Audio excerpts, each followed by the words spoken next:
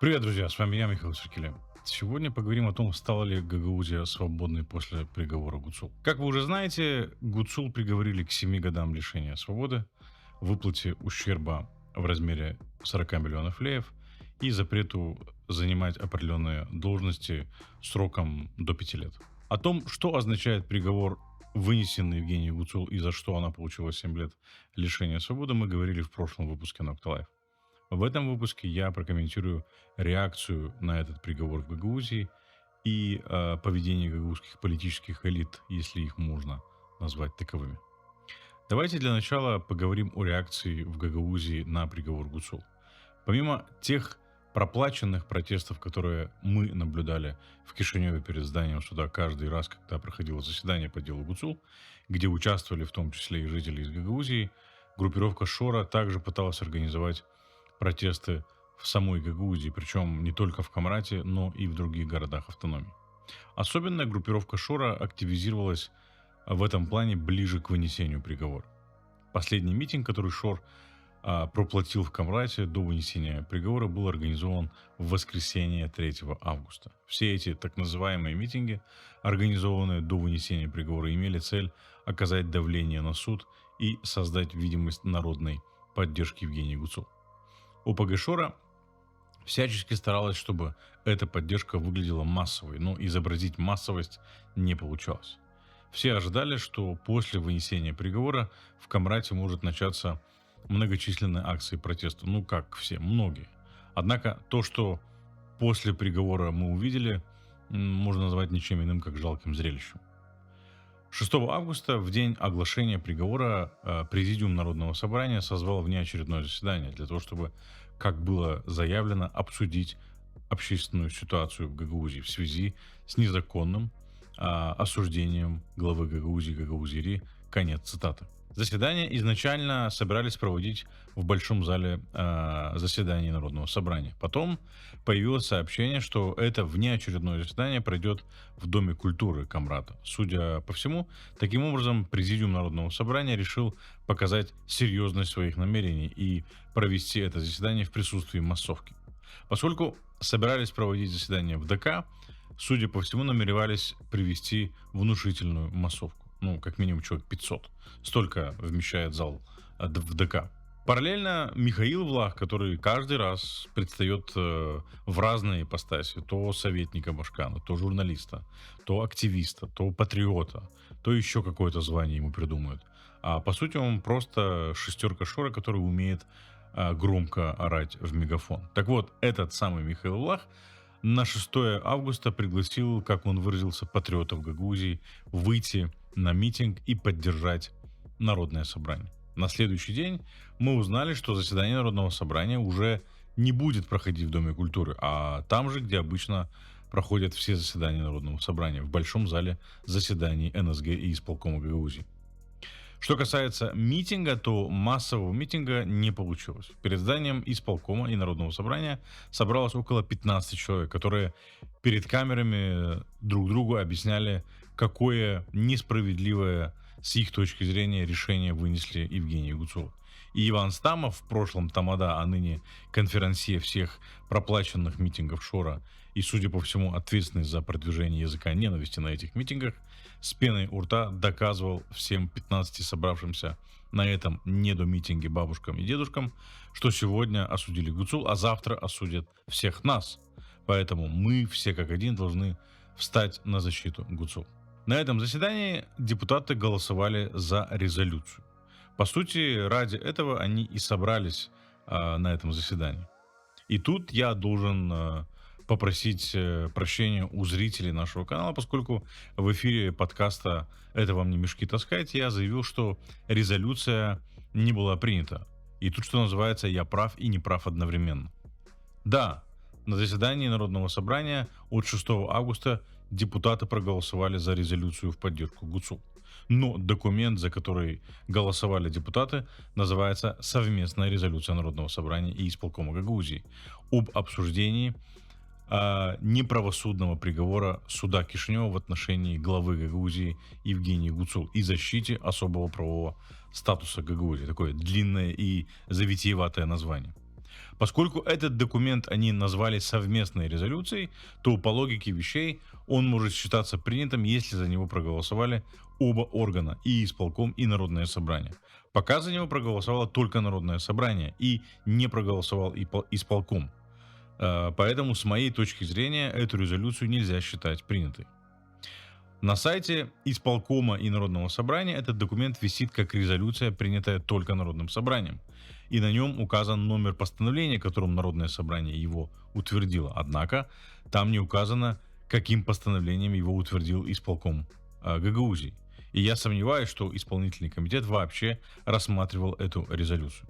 С другой стороны, на заседании Народного собрания депутаты заявили, что редактированием этой резолюции должна заняться некая комиссия. И тут вообще непонятно, о каком редактировании может идти речь, если за нее уже проголосовали. Ну, в смысле, если резолюция уже утверждена.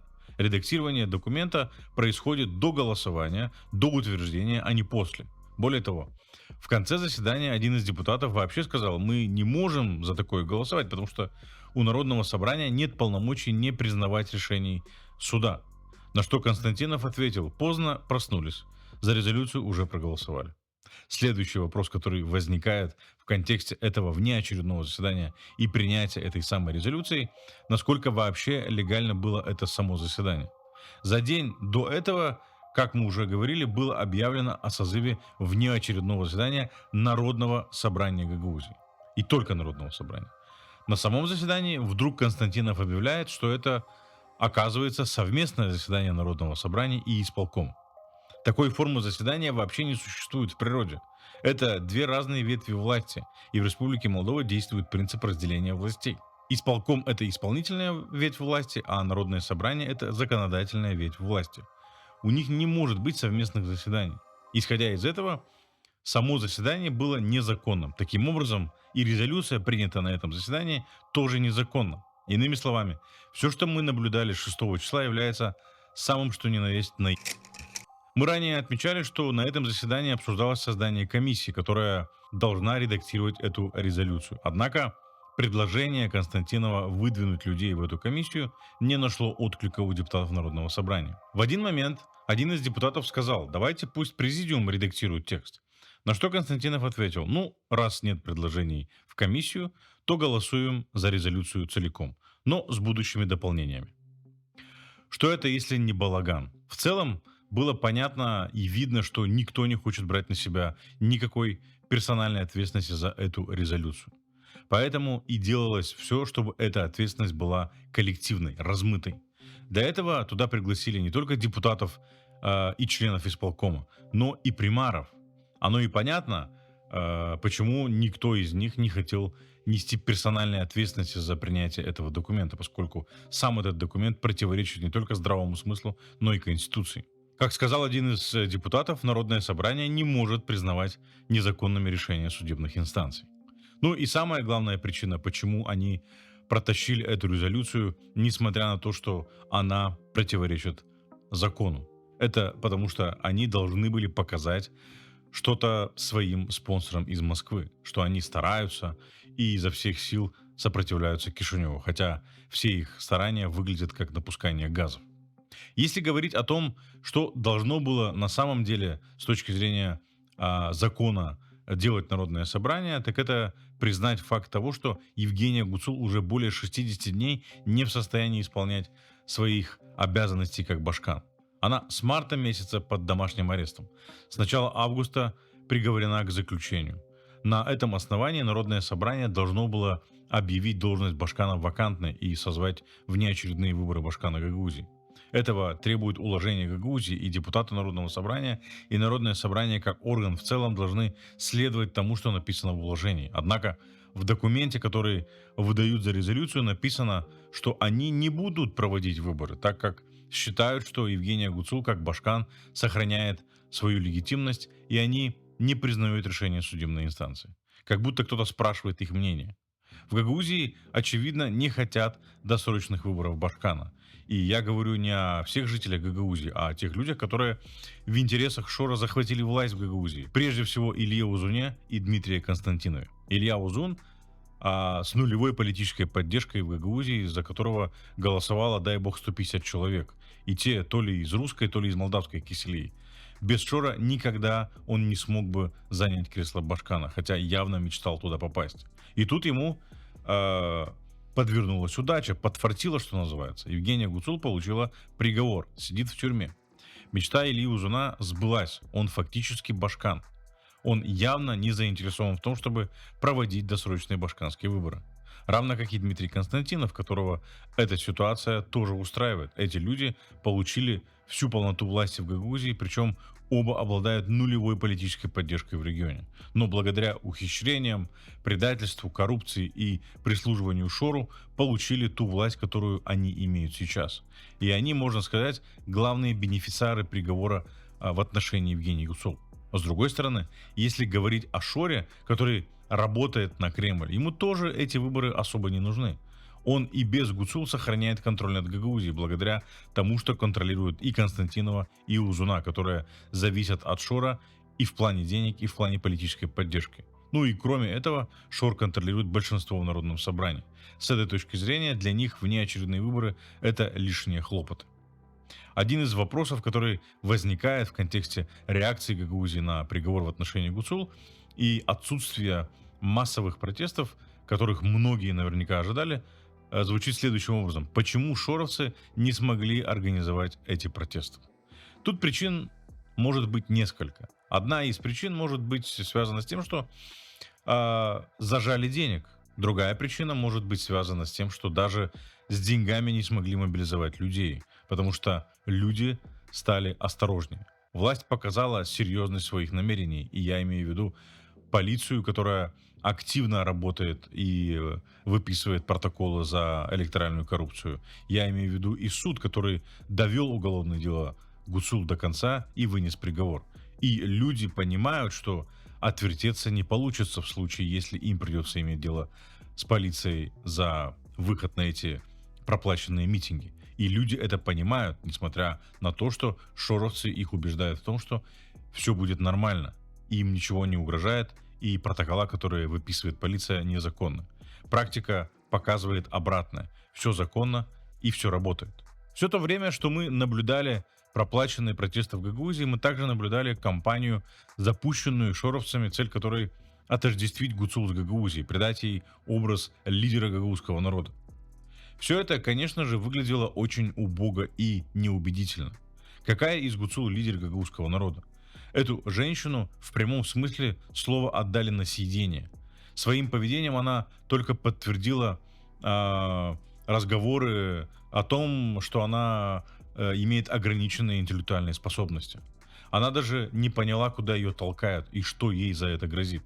Давайте не забывать, что приговор, который вынесла судья Анна Кучереску в отношении Гуцул, связан с уголовными делами Евгении Гуцул, которые относятся еще к периоду до ее башканства.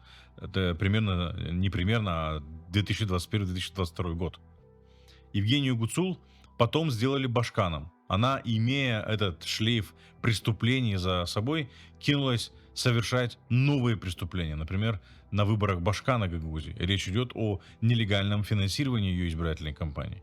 После того, как Евгения Гуцул стала башканом, она кинулась совершать новые преступления с еще большим рвением, втягивая людей в сетку Шора, делая их, по сути, членами этой ОПГ и наемниками в этой гибридной войне России против Республики Молдова. Я имею в виду открытие счетов в Промсвязьбанке. Причем Евгения Гуцул втягивалась в эти новые преступления с таким энтузиазмом и с такой активностью, что это всегда вызывало вопрос. Она уверена в своей неуязвимости или она настолько ограничена, что не понимает, что происходит? В один момент на суде она даже задала вопрос, почему только я отвечаю? Ну что сказать, Женя? Потому что ты не понимаешь, что тебя используют вместо того, чтобы отойти в сторону, ты с каждым разом все больше и больше себя закапывал своим энтузиазмом и активностью. Я ни в коем случае не пытаюсь сказать, что Евгения Гуцул стала козлом отпущения для молдавской юстиции. Нет, Женя Гуцул получила приговор за преступление, которое она реально совершила. Эти преступления реально задокументированы и доказаны. Просто Евгения Гуцул не понимала, что ее ждет. И давайте не забывать, что Евгения Гуцул имеет диплом юриста, если слово юрист вообще применимо к Евгении Гуцул. Ну, то есть должна была понимать, что она делает и чем это чревато. И с этой точки зрения, действительно, Гагаузия и Евгения Гуцул очень похожи. Это может прозвучать странно, но я сейчас постараюсь объяснить, что я имею в виду. Гагаузская автономия, так же как Евгения Гуцул, позволяет себя использовать в преступных целях. Если Евгению Гуцул вслепую использовал Илон Шор, да, Илон Шор повесил на Гуцул побрякушки от Cartier, Шапард и других люксовых брендов. Но согласитесь, это не идет ни в какое сравнение с тем, что Шор заработал благодаря тому, что усадил Гуцул в кресло Башкана. Я имею в виду жизнь в особняке на Рублевке и доступ к миллиардам долларов, которые Шор отмывает для Кремля. А Евгения Гуцул за то, что получила возможность носить побрякушки от Шапард и Cartier, получила 7 лет тюрьмы. Гагаузия тоже позволяет себя использовать различным проходимцам в интересах Кремля. Все это происходит на протяжении последних 30 лет. Кремль использует Гагаузию против Республики Молдова, кидая Гагаузии какую-то ветошь в виде БУ музыкальных инструментов, бобкатов и каких-то книжек, которые даже подачками назвать нельзя. Люди, которые использовали Гагаузию в интересах Кремля, благодаря этому становились миллионерами, получали звездочки и на погонах и строили карьеру. А Гагаузия теряла и теряет лицо, теряет поддержку, не говоря об утрате гагаузской идентичности, языка и культуры. Ну, то есть гагаузский народ обрекает себя на исчезновение как этнос и культурное сообщество в угоду мерзавцам из России и их шестеркам в Гагаузии. Возвращаясь к вопросу, который я задал в начале сегодняшнего выпуска, стала ли Гагаузия свободной после приговора, вынесенного в отношении Гуцул? К сожалению, нет, не стала. Гагаузию крепко держит в своих руках Кремль. Кремль контролирует Гагаузию благодаря страху и ненависти. Страху перед пресловутой руманизацией и унирией и ненависти к Майи Санду, ПАС и ценностям цивилизованного мира. Благодаря этому страху Гагаузия, сама того не понимая, стала сторонницей преступлений, которые путинский режим совершает сегодня в Украине. Причем совершает в том числе против украинских гагаузов. За все 3,5 года, что идет полномасштабная российская агрессия против Украины, Гагаузия не проявила солидарности с гагаузами Украины и не осудила преступления путинского режима. Более того, от представителей властей Гагаузии, от депутатов Народного собрания, членов исполкома постоянно звучат слова поддержки путинской России, где давно установился фашистский режим, я имею в виду в России. Не говоря уже о том, что на митингах, инспирированных властями Гагаузии, звучали призывы к Путину прийти и забрать эти земли обратно. Гагаузия и гагаузское сообщество в этой ситуации выглядят очень плохо. Оно, если хотите, потеряло лицо в этой ситуации, и избавиться от этого пятна будет непросто. И тут, чтобы меня не начали голословно обвинять в том, что я против гагаузов, скажу следующее. В ситуации, в которой оказалась Гагаузия, ее загнали ее политические элиты. С рядовых жителей Гагаузии спрос невелик. Спрос прежде всего с элит. Все 35 лет, начиная с событий конца 90-х, политические лидеры Гагаузии всегда противопоставляли себя Кишиневу, отождествляя себя с преступлениями и преступными действиями России, и всегда предавали интересы Гагаузии и интересы Республики Молдова, которая создала для гагаузского сообщества все условия для сохранения гагаузского языка, культуры и идентичности, и для социально-экономического развития. Вы думаете, гагаузские политики за это очень много получали от русских? Нет. Их брали на крючок очень просто и за очень дешево. Прежде всего, вниманием русского диктатора, чтобы он окинул их своим снисходительным взором, приблизил к себе, пригладил. И ради этого они всегда готовы были идти на конфронтацию с Кишиневым, а в последнее время не боятся даже поджечь наш общий дом. За ситуацию, в которой Гагаузия оказалась сейчас, основной спрос с гагаузских политических элит. Гагаузия захвачена Шором и окроплена русским фашизмом, прежде всего из-за них. За все это время я ни от кого из них не видел ни талики раскаяния, ни от тех, кто ушел на пенсию, ни от тех, кто активничает в гагаузской политике сейчас. Казалось бы, самое время задуматься, сделать вывод, раскаяться и начать все с чистого листа. Ведь сама история предоставляет им возможность, сделав выбор, оказаться на правильной стороне истории. Но гагаузские политики продолжают лгать, обманывать и помогать русскому фюреру поджигать наш общий дом Республику Молдову.